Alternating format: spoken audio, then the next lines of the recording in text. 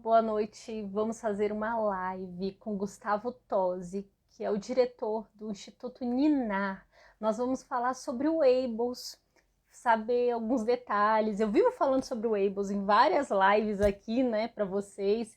E hoje nós vamos ter uma consultoria mais que especial em relação a isso, né? Então aproveitem para perguntar bastante. Eu já formulei bastante pergunta aqui, deixa eu já chamar que ele já para começar a live. Gente, assim, eu não vou, já vou deixar o Gustavo. Ô, Gustavo, tudo bem? Oi, tudo bem? Boa noite, gente. Boa noite. Gente, esse é o Gustavo que eu falo toda quinta-feira para vocês. É o famoso Gustavo, que eu chego nas lives de quinta-feira, após a nossa supervisão, e começo, gente, o Gustavo falou isso, aquilo, e aí eu acho muito engraçado, que às vezes chega, gente, todo mundo tem que ter um Gustavo para você. Olha só, a Dani, né? Eu já conheço há um bom tempo, tenho essa liberdade de chamar de Dani, elevando as expectativas nas alturas aí, né, gente? Por favor. Ah, mas eu tenho certeza que vai ser maravilhosa. Eu já estava te apresentando, né, para o Ah, tá. pessoal, falando que você é mestre na área de psicologia da análise do comportamento pela UNB, Uhum. diretor do Instituto Ninar, que é um instituto, gente, super interessante, porque eles conseguiram reunir várias áreas, tem uma clínica escola que, assim, eu nunca vi algo igual no Brasil, e é muito interessante essa questão de todas as crianças com seus supervisores, seus terapeutas ali, interagindo. Mesmo ambiente ali, né? Mesmo espaço compartilhado, com múltiplas atividades simultâneas, realmente é algo distinto. A gente tentou fazer isso para sair um pouco daquele modelo de um para um dentro de uma sala, né? Pequena, aquele trabalho ali que tem o seu lugar, é importante, mas de fato precisa ser transitório, até porque o mundo ele é social, né? Não tem como a gente ter uma relação de um para um, né? Todo momento. A gente coloca os pés na rua, a gente está vendo pessoas com desafios sociais diversos, né? De fato. E assim, eu sou encantada com esse projeto de vocês. E aí vem a questão, né? Porque assim, até a criança entrar nesse ambiente, a gente tem todo um passo a passo, né? Porque vocês têm que ser direcionados de alguma forma. E assim, dividir um pouquinho com vocês a minha história em relação ao diagnóstico do Aquiles, né? Que quando eu fui fazer todo esse processo diagnóstico, você teve uma entrevista comigo, teve várias sessões com Aquiles de rastreio, várias. Aí teve em grupo, a gente está no início tentando entender. E no final eu chego com um livro que vocês me entregaram. Eu acho lindo aquilo. Eu mostro isso várias vezes nas lives. Eu tomei propriedade de mostrar, olha aqui, gente, é o VB-MAP do Aquiles e tudo. E falo sobre o desenvolvimento dos programas. E Uhum. essa questão que eu quero trazer, que eu peço para ti trazer nessa live, né, desse caminho que vocês fizeram com vários instrumentos até a gente chegar propriamente no Ables. Aí eu já vou vir só avisando para vocês. A live aqui vão ser vários blocos e essa primeira é sobre avaliação, esse primeiro bloco. Então, assim, por que é tão importante fazer uma avaliação inicial para começar a intervenção? O que é linha É, de base? Você poderia falar um pouquinho sobre isso? claro, claro. A psicologia, como qualquer área, né, da saúde, segue todo um fluxo, né, que começa lá com a história, né, da pessoa. Na verdade, a psicologia aí baseou-se muito no modelo médico da anamnese clínica, né, quer dizer, eu preciso fazer uma entrevista e conhecer um pouco da história daquele sujeito ali que está sendo descrito pelos pais, né? Então essa entrevista inicial é uma forma da gente observar a criança pelos olhos dos pais, né? E em um segundo momento, às vezes isso acontece também no primeiro momento, né? Os pais levam a criança às vezes é de colo, ainda depende ali né, da amamentação, não tem com quem deixar, não há nenhum problema. Eu era criança na primeira entrevista. Só que a gente faz, no nosso modelo de trabalho, a gente gosta muito de que quem faz a entrevista não é a mesma pessoa que vai avaliar. Então, esse é um cuidado que a gente toma e a gente acha isso muito importante, porque quando a gente fala em uma avaliação, né, comportamental, é claro que todos nós somos sugestionáveis. Nós podemos ser facilmente contaminados, né, por vieses de percepção, de comentário. Aquele efeito figura, fundo, né? Basta você sinalizar algumas coisas ali que a pessoa só passa a ler aquilo, né? Então, quem faz a entrevista inicial tem que deixar a família bem tranquila no quesito, olha, você tem que dizer algo que seja agora, porque quem vai fazer a avaliação não vai acessar a minha anamnese, a minha história clínica aqui das coisas que vocês estão relatando. A gente diz que a avaliação é feita às cegas, né? Então a gente tem esse primeiro contato, tem a avaliação com os instrumentos que a gente utiliza, né? E a partir desses instrumentos a gente vai mensurar, né? O repertório ali da criança como se fosse uma fotografia que estivéssemos tirando naquele momento, que é a linha de base, como mencionado aí, né? Então, a linha de base é aquele repertório de entrada, é aquilo que a criança apresenta no momento da avaliação, né? Tudo muito dinâmico, por isso que a gente precisa ter um período temporal ali, né? Bem limitado, porque depois dessa avaliação a gente já faz os encaminhamentos, já faz o planejamento terapêutico em cima desse planejamento, desse plano, né?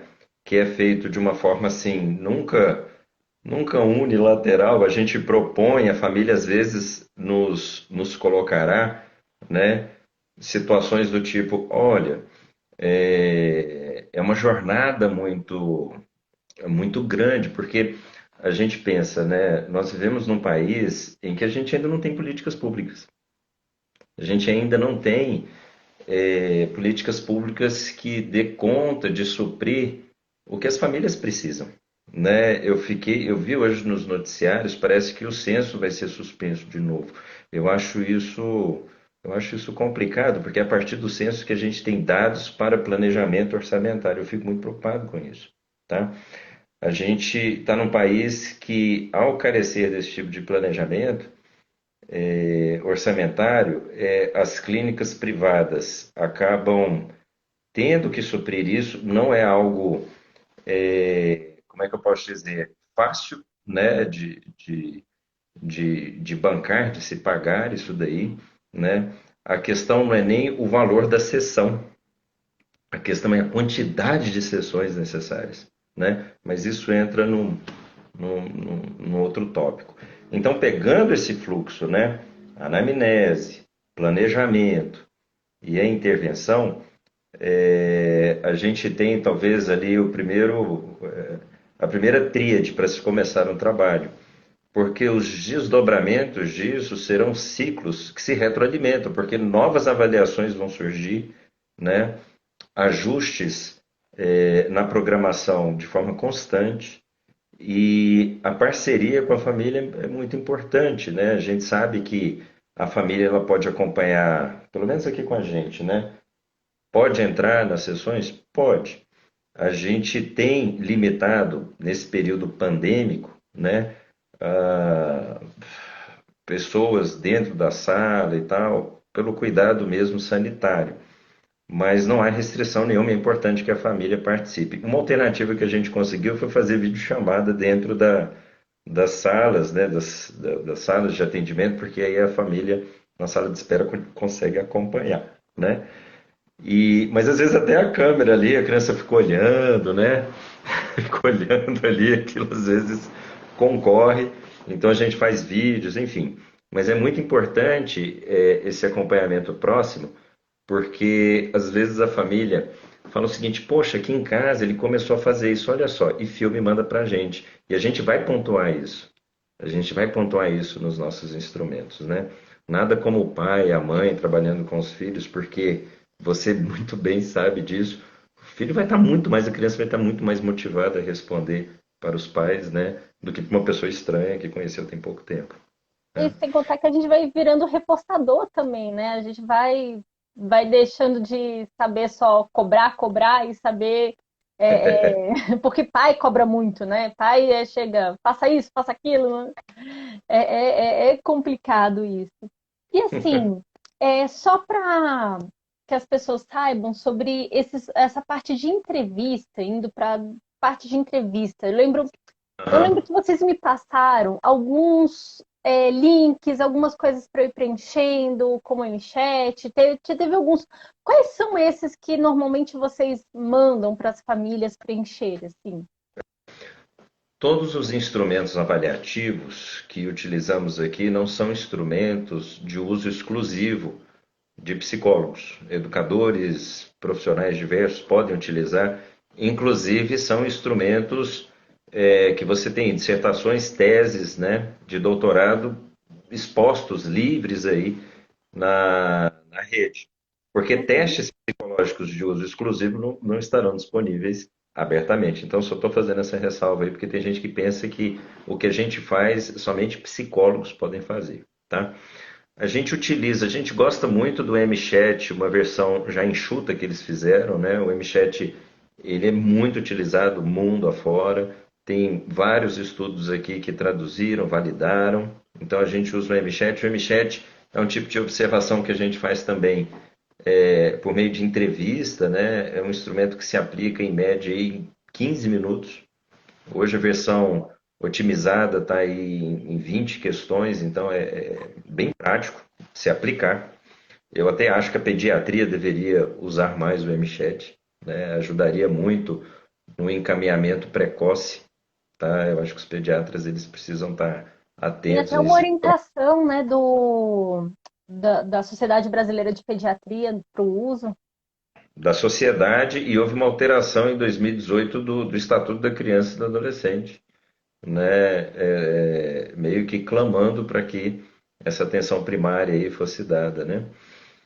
Nós utilizamos a escala CARS, e aí já é uma observação em loco, depende do profissional ter uma expertise, uma experiência, né, já de como preparar o setting, né, o arranjo ali da sala, de como organizar o material, como evocar aquele repertório para avaliação. Temos também a escala ATA para pegar traços autísticos. Eles são instrumentos que vão fazer uma mensuração dos mesmos repertórios, mas é importante termos instrumentos que estão apontando para a mesma direção, até para que, se alguma dissonância for observada, a gente vai pensar, fizemos alguma coisa que não está legal, a observação não está coerente, aí a gente repete tudo. E para os pais a gente manda link para o ATEC, né, para que os pais consigam ali colocar a percepção deles. O que a gente quer ao observar os dados é fazer uma comparação vertical e horizontal e percebermos ali que todos estão apontando para a mesma direção, né? Se há inconsistências ali, isso fica inconclusivo, né? Agora, tem vários outros instrumentos, vários outros. O Windows é muito utilizado também. Só que tem muitos instrumentos que ainda não foram validados, não foram traduzidos. Então, é importante a gente também estar atento a isso. Agora, não são instrumentos que... Esses instrumentos, eles fazem com que a gente ganhe tempo, que a gente quantifique coisas, né? Coisas que às vezes são difíceis de serem percebidas pelos pais, né?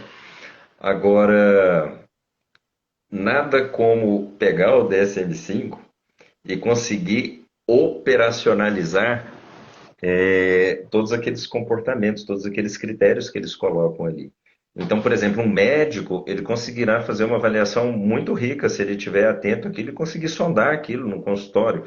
E se tiver tudo muito claro, muito nítido, em pouco tempo é possível né, levantar hipóteses aí, né? Esse instrumento a gente não tem utilizado. Quem escreveu aí, Psico Samili Cabral, não, a gente não tem utilizado. A gente sabe que tem muitos instrumentos que estão no mercado, só que a gente opta por tentarmos fazer a avaliação no menor tempo possível, com o melhor de aproveitamento, tá? A gente entende que o tempo ser reduzido, ele é importante. Imagina uma família com toda a angústia, toda a preocupação, com tudo que está colocando, com aquele sentimento de estamos perdendo tempo, cada segundo, cada minuto. Tem como começar a intervenção logo? Começar a intervenção logo não é sinônimo de ganhar tempo. É o momento que o profissional vai ficar num padrão de tentativa e erro, e isso aumenta mais ainda o sofrimento, tá, gente? De todos, né? Do profissional que não sabe para onde ir, da criança que às vezes é, é, é, ainda não conseguiu estabelecer muito bem os laços ali, e da família que não vai ver nenhum planejamento pronto. Então, imagine, numa avaliação neuropsicológica, tem colegas que chegam a gastar 10, 12 sessões, isso é muito comum. Isso é muito comum. Se a gente consegue fazer uma boa avaliação em 5 sessões, eu acho isso muito bacana. E, Gustavo, já pegando o gancho, sobre as avaliações que vocês aplicam nas crianças, assim, aquele Uhum. momento que vai para a salinha para fazer os testes e depois vai em grupo, para o grupinho, quais são? A gente utiliza o VibMap, né? O VibMap ele é um instrumento mundialmente conhecido dentro da análise do comportamento.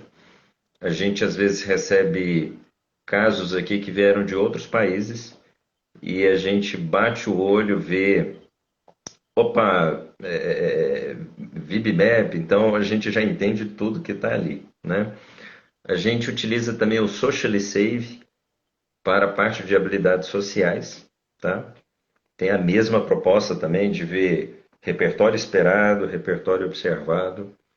A gente utiliza o Ables, mas o Ables a gente prefere para um planejamento de intervenção. É um guia, né, curricular que serve tanto para avaliação como para o planejamento da intervenção. Só que o Ables ele é muito complexo e comprido, grande, né? São, são 25 categorias, então é coisa para dedéu. E o mesmo criador do Ables, o Ables, gente, é datado de 1998, a primeira versão. O VibMap surgiu no intervalo temporal aí de 10 anos, né, 2008. Então, na cronologia, a gente tem o Ables, o VibMap e o Wafels, já voltado para um público mais velho. Então, vamos entender que o VibMap, eles conseguiram otimizar ali os pontos importantes para se fazer uma avaliação. Tem profissionais que também fazem um planejamento em cima do VibMap e consegue se fazer um planejamento muito bom. Aqui a gente gosta de fazer um blend, né, de Ables e VibMap para Gustavo, avaliação. estão falando de uma caneca. Eu não vi essa caneca. Quando foi que aconteceu que você mostrou essa Essa caneca? caneca, ela é famosa. Essa caneca é igual a caneca do Jô. Me Eu tô tão acompanha. prestando atenção no que você tá falando que eu não vi o momento que apareceu. Tá todo mundo, eu fiquei curiosa, eu tive que Essa parar caneca pra é ver. a figurinha mais carimbada, assim. Eu acho que das lives de 2020, sempre quando eu dou supervisão, eu tô com essa canequinha. É porque quando a gente está junto, eu tô em Águas, eu não tô aqui, então o cenário lá é diferente, eu não levo a caneca junto. Gustavo, entrando agora no bloco, no segundo bloco, em relação propriamente ao Weibos. O que Sim, é o Weibos? joia. Eu até antecipei um pouquinho, o Ables, ele é um guia, né, curricular que vai dividir em categorias de áreas, né, a serem trabalhadas. Então, lá no Ables a gente vai ter os eixos, cada eixo uma área, e em cada eixo passos que, em tese, né, parte de um repertório mais fácil, se assim podemos dizer, e que vai servindo de alicerce para passos mais complexos, tá? Então ele tem sim uma linearidade, né, de se avançar de passos iniciais para passos superiores, só que o desenvolvimento humano não é linear, né? A gente tem que entender isso, né? Então é comum o Ebos ele dá um efeito visual como se fossem pirâmides assim, são colunas, né? Que a gente vai preenchendo de baixo para cima. E às vezes a gente vê alguns gaps, né? Ah, mas isso aqui não foi preenchido e ele pulou aqui e tal. Sim, porque tem certos repertórios que podem estar presentes independente daqueles anteriores, o que não quer dizer que a gente não vai trabalhar aqueles anteriores. Se for pertinente, se for importante, a gente vai trabalhar. Então, no momento que eu digo, né, que o desenvolvimento humano ele não é linear, isso nos convida até a criticar essa nomenclatura de típico e atípico, né? Porque se a gente fala do desenvolvimento atípico em contraste com o desenvolvimento típico, então eu estou dizendo que existe um caminho tipicamente para se desenvolver e não é verdade, né? Às vezes eu posso seguir caminhos diferentes para chegar, né, em passos mais à frente. Então, o Weibus, na verdade, ele é composto, né, por três manuais. Então, tem um manual da parte teórica, que vai falar dos conceitos ali. Tem um manual em que você tem, de forma detalhada, né, o nome do passo, o objetivo ali daquele passo, quais os critérios de curto... Ponta cabeça. Isso, esse aqui é o índice, né? É o índice Ixi, tá bem. de tudo que é. Então lá, a gente vai ter no eixo a parte da efetividade do reforçador, cooperação, eixo B, desempenho visual, C, linguagem receptiva, de entender aquilo que está sendo dito, no D, imitação, no E, o ecoico, né? No F, o repertório de mandos, pedidos, no G, tatos, no H, intraverbais, e aí vai. Cada letrinha ali é um eixo e sempre vai aparecer ali depois os números, né? Então aqui está dividido, né? Tem a parte acadêmica ali que pega os eixos Q, R, S, que é leitura, matemática, escrita. Tem a parte motora, que são os eixos Y, Z, motora grossa, motora fina, habilidade em grupo, sintase, gramática. Gente, é um pequeno grande universo, tá? Então, no momento em que o profissional bate o olho ali, ele tem um norte, ele tem um caminho a seguir. Mas não é um trabalho ali que deve ser engessado. Isso aqui que a Dani está mostrando, cada coluna ali é um eixo. E algumas colunas são grandes, outras menores. Isso depende da quantidade de passos a serem trabalhados em cada eixo, né? Então dá uma impressão de torres assim, meio pirâmides e tal, né? Só que veja que numa folha assim não cabe todos, não cabe todos, né? São várias as folhas para a gente ter. Agora imagina, né? Aplicar o Weibus para a gente, olha, vamos começar o nosso trabalho e tal, vou aplicar primeiro o Abels para depois fazer o planejamento.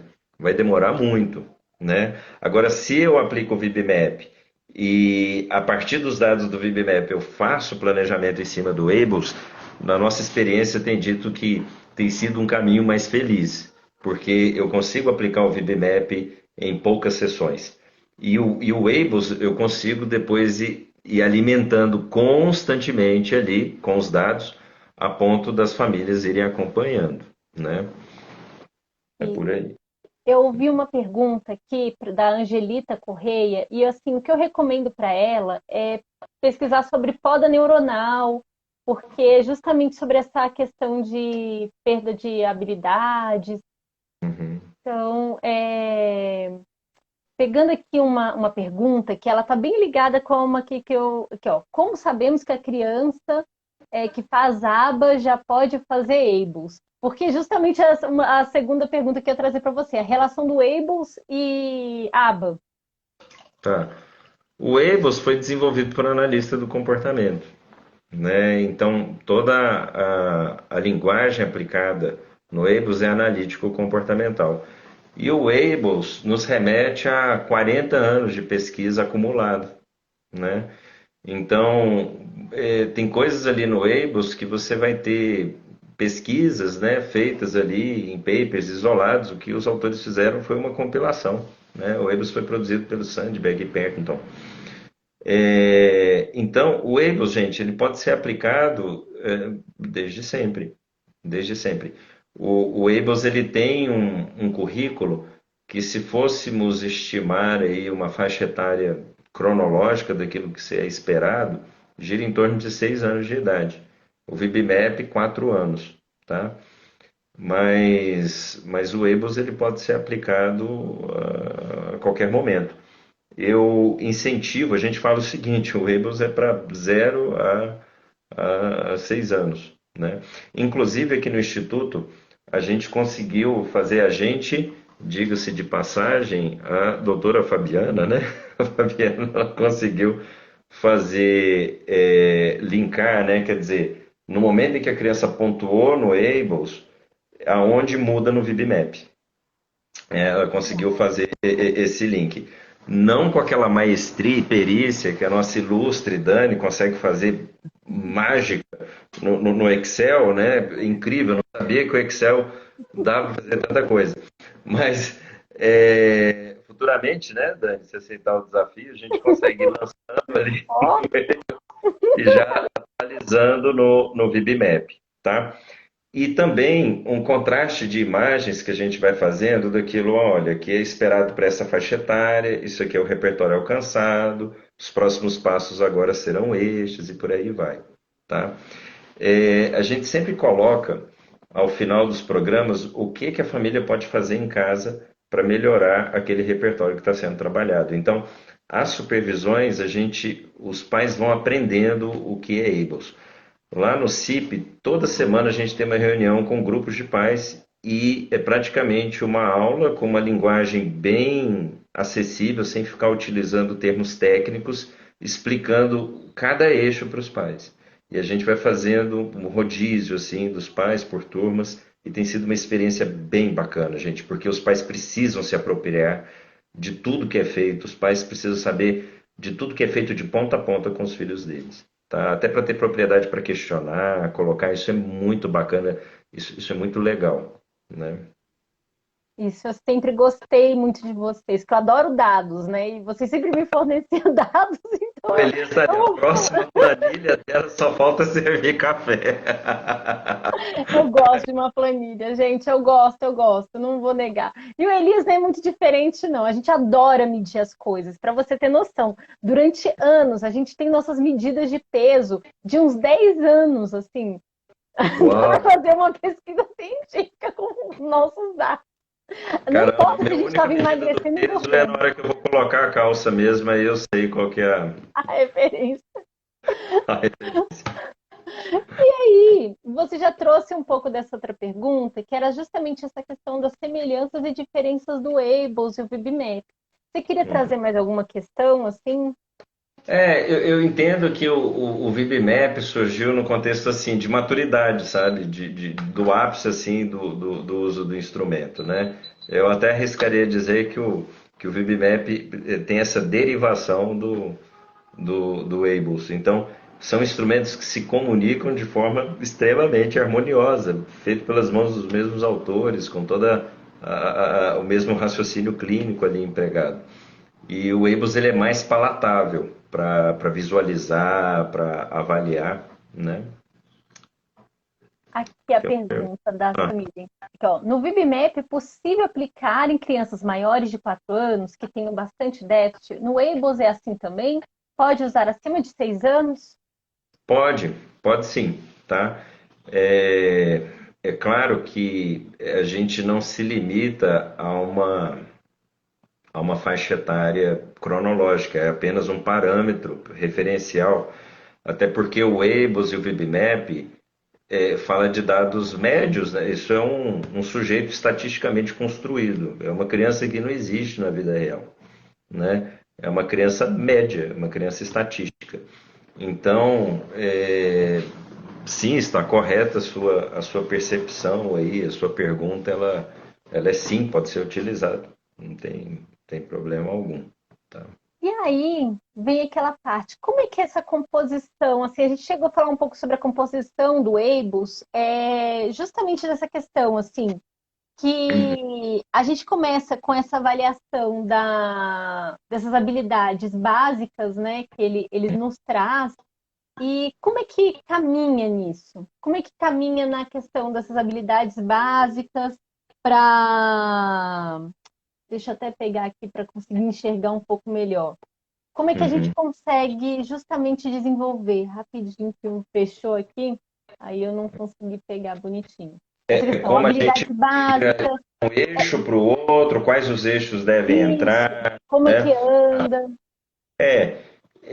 Veja que isso vai depender muito dos objetivos terapêuticos, né, traçados, porque tem certos eixos ali em que no consultório a gente não consegue fazer, né? Nós temos eixos ali, eixos que irão demandar, por exemplo, sala de aula, irão demandar atividades em grupo, né? Algumas atividades ao ar livre, como a gente vê no eixo K, que fala sobre brincadeiras e lazer. Então, tem coisas ali que é usar playground, coisas desse tipo, Ou na né? Aqui escola, né? ou na escola. E aí seria interessante o profissional, claro, né, observar nesses locais e tudo mais, mas também vai depender muito, por exemplo, aqui no Instituto a gente tem deixado os eixos da parte motora com a equipe de terapia ocupacional, né? E quando o terapeuta ocupacional olha para o Abels, eles curtem, a equipe aqui absorveu muito bem, né? A gente tem uma equipe mais do que multi, interdisciplinar, porque multi cada um no seu quadrado, inter eles estão ali se comunicando, né? Entrelaçando, né? O trabalho. Só que quando chega, fala, não, peraí, esse passo não vai entrar agora, tem que ver depois. Gente, viraram o Weibo de ponta cabeça. E tem dado super certo. Porque é, é, a gente lida com comportamento, ponto. Fono, TO, psicólogo, pedagogo, nutricionista, lidamos com mudanças comportamentais, né?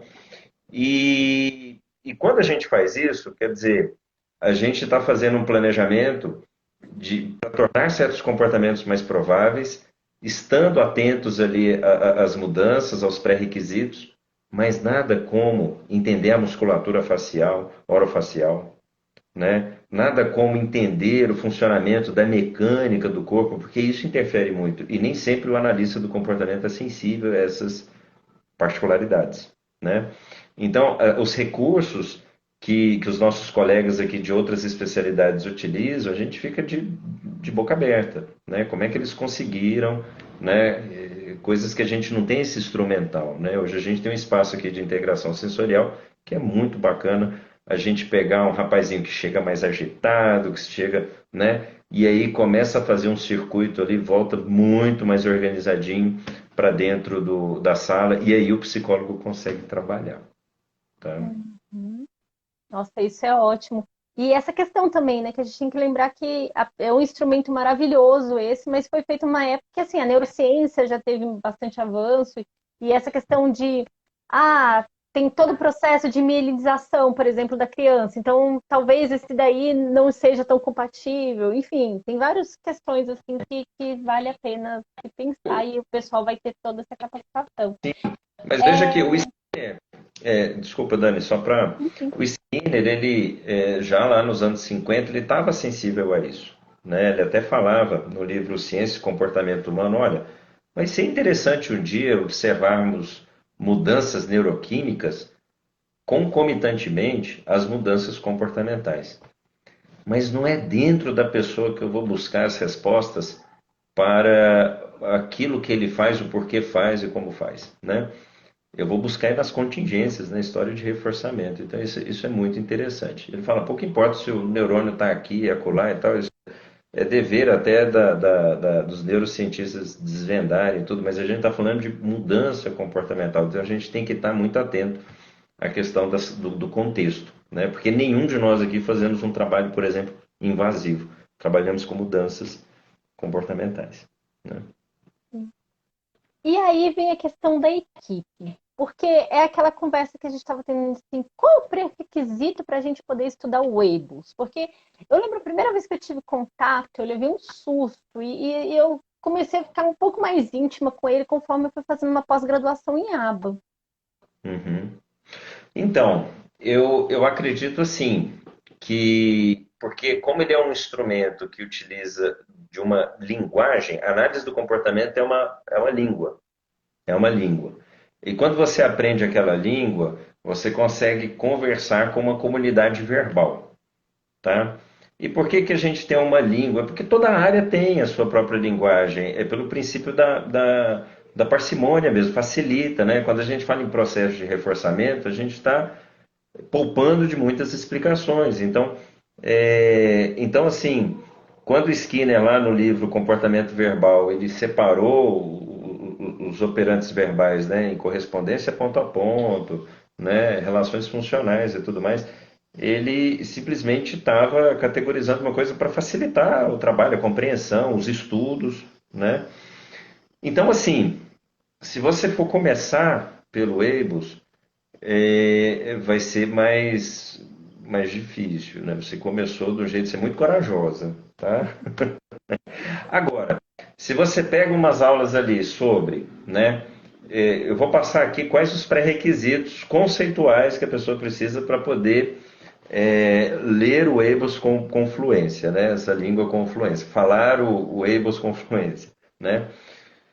Eu acho que é importante ali começar pelo conceito de comportamento operante. Isso é muito importante, entender contingências de reforçamento, né? Esquemas de reforçamento. Na sequência, falar sobre comportamento verbal, né? Predominantemente, a gente vai ver essa parte de comportamento verbal. Ensino sem erro, modelagem e modelação, né? São os temas básicos aí. Se a pessoa fizer, tem muitos cursos que a gente vê por aí, viu, gente? Muitos cursos bons, voltado até para pais, voltado para público de outras áreas, em que o curso de um semestre dá subsídios ali muito bacana para você começar, né? Mesmo chegando ali em algumas partes do EBUS que você não se lembrar, pelo menos você vai saber de uma fonte onde ler, estudar. E falar daqui a pouquinho vai ter o curso de vocês, né? Vai ser lançado daqui a pouquinho. A gente está indo para essa segunda versão do curso. A gente ainda não tem data, mas já está lá no Insta a divulgação, a chamada para se inscrever e tudo, que aí vai receber todos os informes. Né? A gente já tem esse curso prontinho. Foi muito bacana a experiência no ano passado, a gente teve bons feedbacks. E de fato, é um curso que a pessoa passando por ele vai conseguir, né, folhear o Weibus ali e vai entender. Né? Com certeza. E uma coisa que eu queria aproveitar, assim, essa questão dos programas, já trazer um pouco, já até pelo horário, é, a forma que vocês fazem os programas eu acho muito interessante e eu vejo que nem toda clínica, que eu tô vendo que tem muito terapeuta aqui na live, né? Tem muitos terapeutas que acompanham aqui o canal e eu vejo que vocês esmiuçam de uma forma, vocês trazem a questão do EBOS, mas vocês trazem muitas outras questões também. E eu queria que você falasse um pouquinho, assim, como é que vocês desenvolvem, porque eu vejo que muitas vezes chega nos pais só falando, o objetivo é esse. Mas Sim. assim, e o resto? Toda aquela composição. É. Olha, nós amadurecemos muito ao longo desses 9 anos, né? Porque eu lembro o nosso trabalho lá no começo, a gente só recebia crianças, crianças, crianças, e de fato a gente não tinha na época um espaço tão adequado para as observações, o acompanhamento mais próximo, mas o profissional ele tem que estar muito sensível, não naquele passo que ele está trabalhando, mas talvez nos 20, 50 passos posteriores àquele, tá? Eu vejo às vezes assim, uma vez eu tive o privilégio de receber o Serna. O Serna ele é um dos pesquisadores lá do Shriver Center e quando ele esteve no ANB eu fui das pessoas responsáveis por recebê-lo, pegar no hotel, levar até lá e tal. Eu apresentei na época o meu trabalho de mestrado. Ele falou assim, Gustavo, eu fiquei horas, horas tentando um rapazinho colocar figura com figura, fazer o MTS ali. E eu não conseguia. E aí depois, eu levando ele até o refeitório, ele pegou garfo, faca e colher e colocou naquelas bandejas que já tem aquela matriz ali e tal e tudo. Ele olhou para aquilo, meu Deus do céu, eu tenho que, tenho que aprender, né, a fazer melhor, porque às vezes a gente prepara o material, prepara uma instrução, prepara achando que aquilo vai arrasar, vai ser ótimo e não sei o que e tal. E às vezes é um completo fracasso porque nós não estamos sensíveis ao cotidiano, a que se destina aquele repertório, né? E os pais dão muito feedbacks assim, o que que eu posso fazer em casa? Eu sento, trabalho, eu falei, olha, esse é um caminho de se trabalhar, você pode reproduzir aquilo que a gente faz. Mas também tem uma outra forma, você pode colocar isso de forma muito mais natural, né? Se no consultório a gente está trabalhando MTS, em casa ele pode guardar as cuequinhas ali, as meias, as blusas, vai guardar as compras na despensa, os enlatados, as caixas e tal. Então tem várias coisas que você vai trabalhar o MTS de forma muito natural, desde que os pais tenham um olhar clínico, né? Tem esse olhar clínico. Então a gente está preparando todo esse trabalho, não é para esse mundo artificial que se chama consultório, mas é para o mundo natural que se chama mundo mesmo.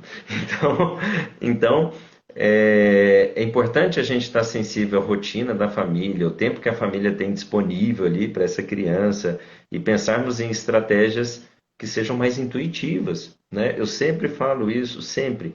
Consultório é um bom começo, nunca é um bom final.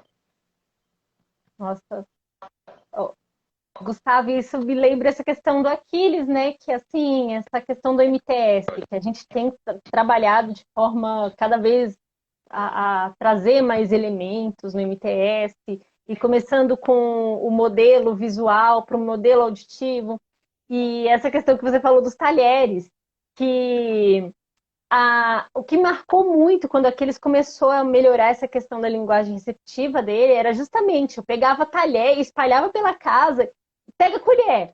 Aí ele pega a colher. E assim, qual é o objetivo? Tá ali na mesa, ele vai, eu falo, Aquiles, pega a colher. Porque às vezes ele quer brincar, né? Com alguma coisa, pega a colher. Porque ele vai, quer comer com a mão. Então ele já pega a colher e pega. E a gente sai desse ambiente que é assim, tem uma estrutura. Tem uma estrutura, porque eu tô pegando o talher, eu tô Sim. tirando da gaveta e tô espalhando pela casa. E tem a questão de repetição, que eu tenho que controlar. Eu falo assim, não, eu tenho que controlar isso, eu tenho que medir. Uhum. É, então, o fato é que eu queria trazer essa questão, que ser naturalista não necessariamente você não tem um registro, você não tem uma estrutura por trás. Você não tem a questão da topografia, por exemplo, que eu falo muito com o pessoal, gente, que eu falo, isso eu tenho que trazer, que muitas vezes a gente, eu gosto de falar a regra do menos é mais aqui para o pessoal do canal, que às vezes a gente tem que diminuir o número de variáveis ali para a gente conseguir ter um resultado melhor. Então, você limita um espaço, ou você limita o número de objetos, e é essa estrutura que eu acho que é importante passar, porque todo mundo tem essa coisa de naturalista, sei lá, que é uma coisa livre, que deixa a criança. Estruturação Não tem nenhuma. situação, isso. Caramba, isso é uma discussão muito, muito interessante, assim, porque me assusta ainda, né, o contraste que eles fazem da análise do comportamento de outras áreas, né, e quando vem perguntas assim do tipo, mas você faz um aba mais naturalístico, mais humanizado, né? Meu Deus do céu, existe um aba desumano, né? Eu fico pensando nesses qualificadores que colocam. Eu acho que nós aqui no Brasil, talvez a gente tenha feito uma coisa muito errada ao apresentar a análise do comportamento para a comunidade. porque o ensino naturalístico incidental já é estudado na análise do comportamento há décadas.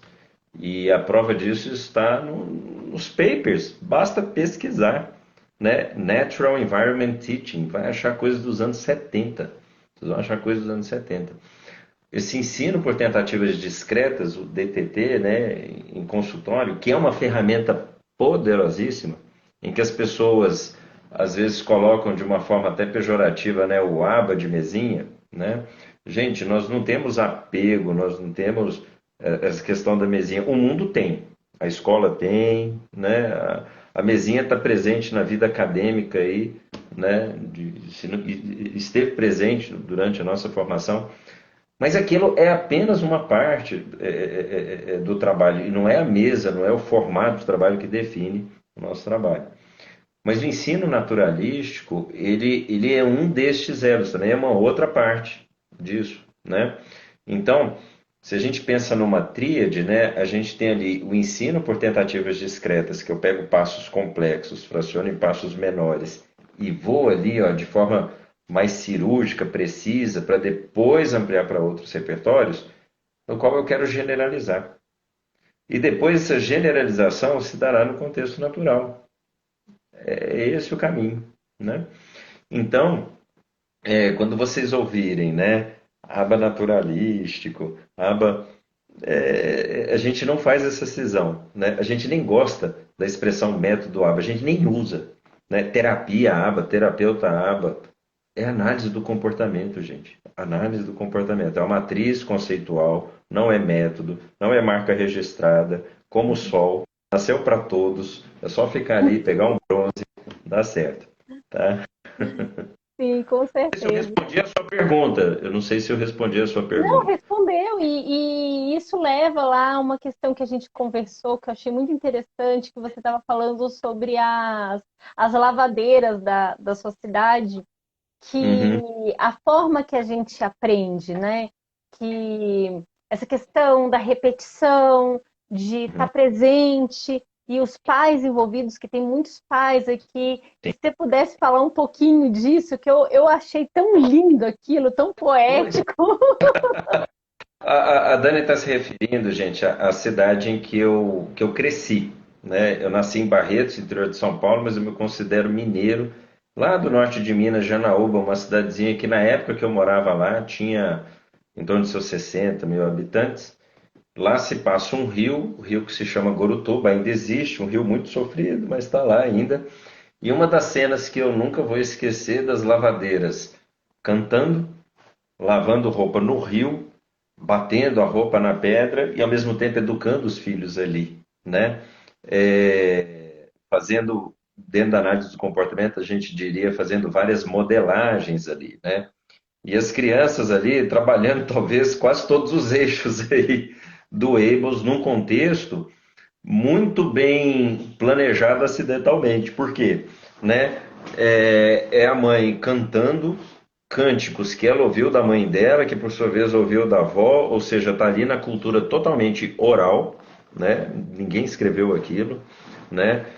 Passando muitas regras ali, dando muitas instruções, enquanto as crianças desenvolvem muitas habilidades motores de equilíbrio na pedra, caçando piaba ali, colocando no potinho, seguindo o modelo dos outros ali. Então, era uma oportunidade que essas mães tinham, né, de não fazer essa separação do tipo, vai para a escola em que eu terceirizo, em que eu delego todo o poder ali de educar, de devolver até a mim aqui com um repertório, né, que a sociedade quer. Mas espera aí, você não acompanhou o processo, você não entendeu como chegamos naquilo. E isso gera uma angústia muito grande, porque a gente ainda tem essa questão do tipo, conserta aí e devolve funcionando, sabe?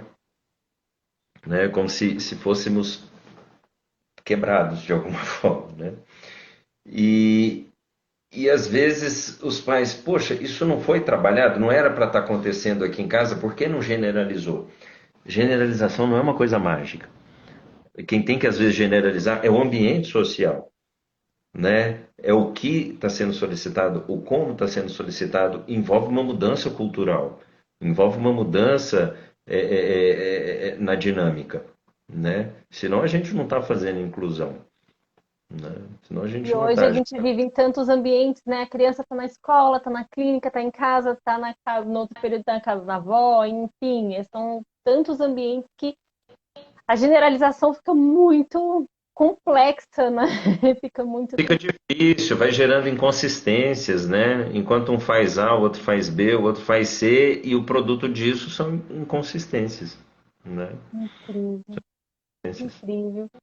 E assim, aí a gente vai para o além do ABA, né? Qual a importância você já até trouxe nessa questão de vários instrumentos de avaliação, a questão de, a gente acabou de falar sobre isso, né? Integração da família, essa união da escola, né? Essa questão da generalização junto. E assim, Gustavo, isso é maravilhoso. E o Gustavo, ele ainda veio com essa questão da gente se educar, né? Como pai, como se empoderar.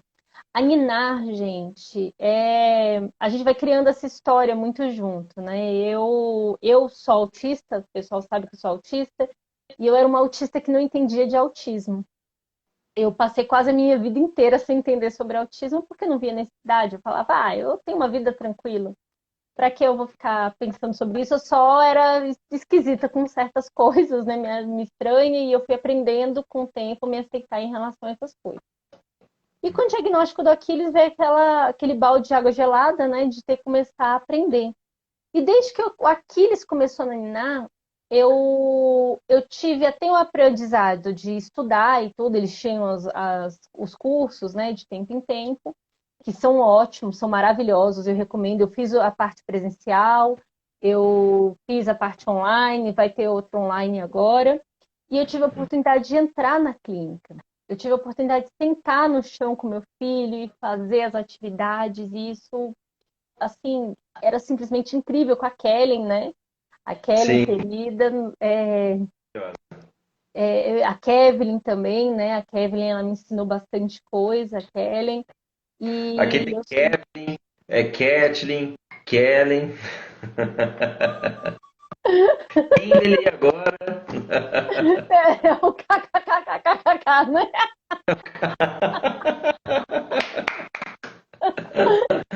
Bom que pessoa rindo. E assim, isso daí faz diferença demais na nossa vida, gente. A gente se empoderar de informação. Então, assim, para o pai que está entrando nesse caminho, que assim, não é que a gente entra, né? A gente nunca sai. É um caminho que a gente vai percorrendo. Tem que, tem que se empoderar de informação, fazer curso. A Nina vai ter esse curso agora, em algum momento que eles vão lançar, eles vão avisar. Eu, eu, É, eu acho que a gente não tem data ainda, né? A Fabiana tá aí, né? Acho que ainda não tem não data. sei se Fabi, você pode entrar para explicar para a gente? Não sei se a Fabi pode, não sei como é que tá a Fabi, mas assim, ia ser bem bacana se ela pudesse explicar para a gente como é que tá essa questão das datas. Eu vou convidar a Fabi, se a O curso, Fabi gente, puder. ele vai ser todo online, com muitos exemplos clínicos, né, e práticos ali. A gente vai fazer uma coisa diferente, porque a gente vai ter algumas aulas gravadas, mas vai ter lives como essa só para tirar dúvidas. Então, os pais vão poder entrar, sempre quando a gente fechar o módulo, os pais vão poder entrar e fazer a sabatina, né? Poder perguntar, poder. E eu costumo disponibilizar meu telefone, meus contatos. Meu telefone é público, né? Meu telefone é público, as pessoas têm acesso. E é importante também, gente, deixarmos esse recado que, né, o assunto principal hoje foi ABLES e instrumentos de avaliação dentro da análise do comportamento. Mas o como a gente vai aplicar isso de uma forma muito ímpar, assim, né? Dani, se você lembrar dos nossos encontros, tem coisas que a gente discutiu ali que eu não discuti em nenhum lugar, em que a gente não aplicou, foram coisas que a gente desenhou, né, gente, a três mãos, a três mãos, porque o Elias participa também, são pais bastante Ah, ativos ali. as nossas supervisões, não é à toa que eu sinto a cada supervisão que eu faço contigo é um eureka. E eu sinto que eu tenho necessidade de falar para o mundo isso. Por isso que eu abro a câmera e começo a falar. Eu vou falando. E assim, eu anoto tudo.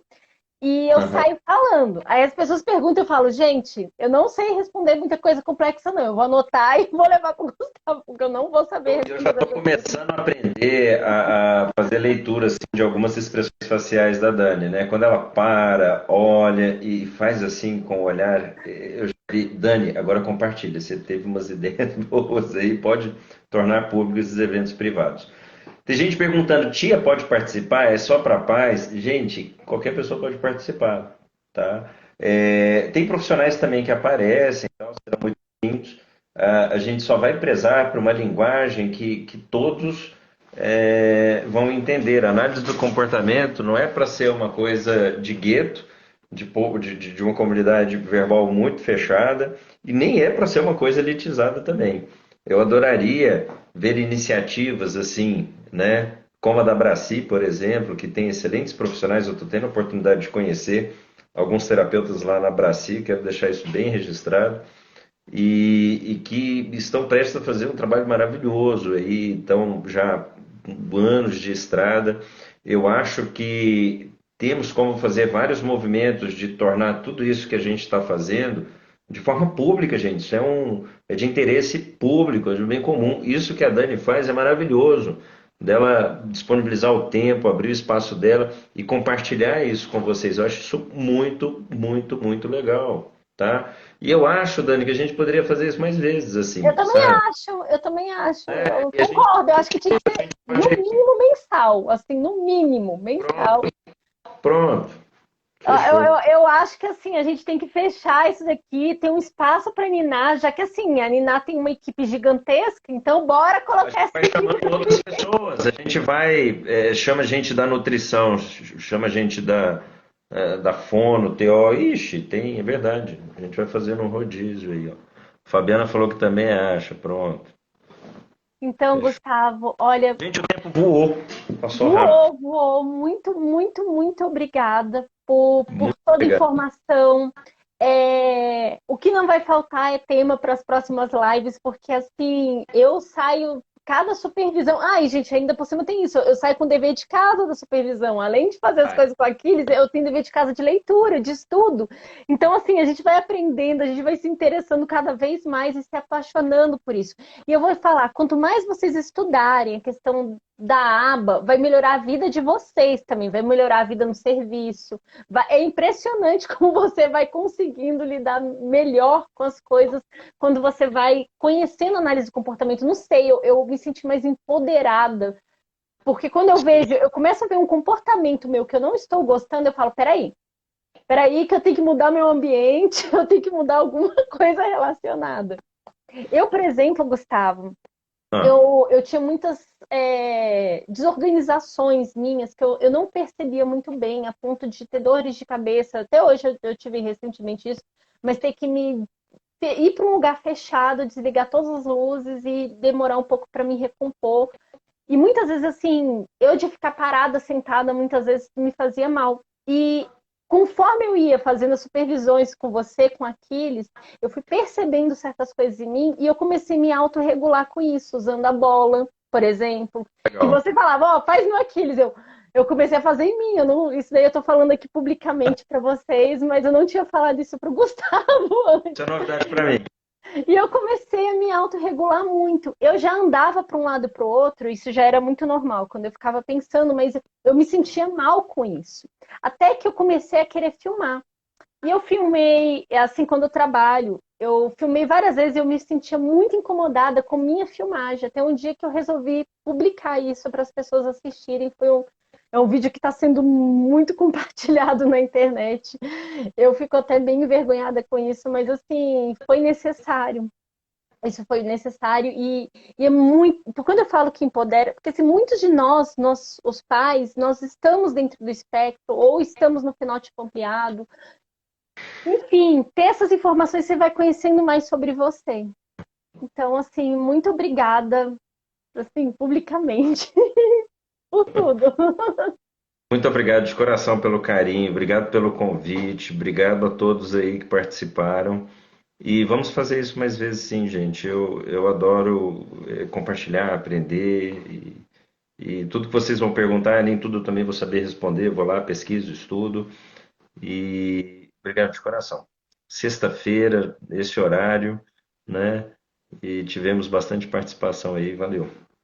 Obrigada, gente. Até mais. Tchauzinho. Vai ficar gravado. Se tudo der certo, vai ficar gravado. Mas eu já descobri um lance que dá para manter a live gravada. Gente, então até mais. Uma boa noite, um ótimo fim de semana. E domingo eu tenho um live com a Maíra Gaiato às 20 horas. Então fique ligado aí, tá, gente? Show. Beijo. Tchauzinho. Tchau.